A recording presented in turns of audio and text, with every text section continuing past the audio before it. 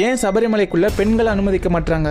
ஐயப்ப சுவாமிக்கு அப்படி என்னதான் வேணும்? உண்மையாவே இதுக்கு பின்னாடி உள்ள சுவாரஸ்யமான அந்த புராண கதை என்னங்கறத நான் சொல்றேன். என்ன ஃபாலோ பண்ணிட்டு கவனமா கேளுங்க. இந்த புராணங்கள் படி ஐயப்ப சுவாமி ஒரு தீவிரமான பிரம்மச்சாரி. ஒரு நாள் ஐயப்ப சுவாமி மகிழி அப்படிங்கிற ஒரு அரக்கிய கொண்டிருக்காரு. ஐயப்ப சுவாமி கையால மகிழி கொல்லப்பட்டதால அவளுக்கு சாப விமோசனம் கிடைச்சிருக்குது. அப்போ மகிழி ஐயப்ப சுவாமி கிட்ட நீங்க என்ன கல்யாணம் செஞ்சுக்கும்படி வேண்டுனாங்க. அதுக்கு ஐயப்ப சுவாமி மகிழி கிட்ட, நான் ஒரு பிரம்மச்சாரி, என்னோட பக்தர்களுக்கு அருள் புரிய நான் எப்போதுமே சபரிமலையில தான் இருக்கணும், இருந்தாலும் உன்னோட வேண்டுதலை என்னால நிராகரிக்க முடியாது. அதனால ஐயப்ப சுவாமி மகிழி கிட்ட, எப்போ கன்னிசாமிகள் மாலை போட்டு சபரிமலைக்கு வர்றதை நிப்பாட்டுறாங்களோ அப்பதான் நான் உன்னை கல்யாணம் செஞ்சுப்பேன்னு வாக்குறுதி கொடுத்தாரு. அன்னையிலிருந்து இப்போ வரைக்கும் மகிழி அப்படிங்கிற அந்த அறைக்கு கோவிலுக்கு வெளியிலேயே காத்திருக்கிறதா சொல்றாங்க. ஐயப்பனோட இந்த தீவிரமான பிரம்மச்சரிய விரதத்தை காப்பாத்துறதுக்காக தான் இப்போ வரைக்கும் பொண்ணுங்களை அந்த கோவிலுக்கு அனுமதிக்கிறதே இல்ல. செப்டம்பர் 2018 உச்சநீதிமன்றம் பொண்ணுங்க யாரா இருந்தாலும் அந்த கோவிலுக்கு போலாம் அப்படின்னு தீர்ப்பு அளிச்சிருந்தாலும் இப்போ வரைக்கும் அந்த கோவிலோட நம்பிக்கைகளை காப்பாத்திக்கிட்டு தான் இருக்காங்க.